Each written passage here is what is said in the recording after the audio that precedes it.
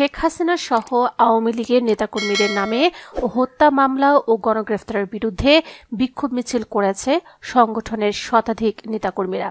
সোমবার সকালে রমনার engineers institute থেকে হাইকোর্ট আন্তর্জাতিক ট্রাইব্যুনাল পর্যন্ত বিক্ষোভ মিছিল করে তারা।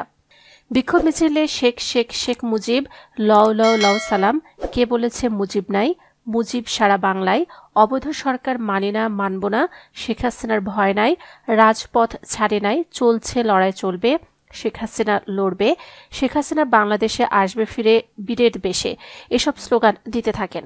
বিক্ষোভ মিছিল শেষে আওয়ামী লীগ নেতারা বলেন, অবৈধ অসাংবিধানিক সরকার, ট্রাইব্যুনালে অবৈধ অসাংবিধানিক অভিযোগ, শেখ হাসিনার বিরুদ্ধে অবৈধ মামলা, ৭ মার্চের দিবস বাতিল, ১৫ আগস্ট জাতীয় শোক দিবস বাতিল, বঙ্গভবন থেকে বঙ্গবন্ধুর ছবি সরানো এবং সারা দেশে আওয়ামী লীগের নেতাকর্মীদের গণমামলা ও গণগ্রেফতারের বিরুদ্ধে তীব্র প্রতিবাদ জানাই।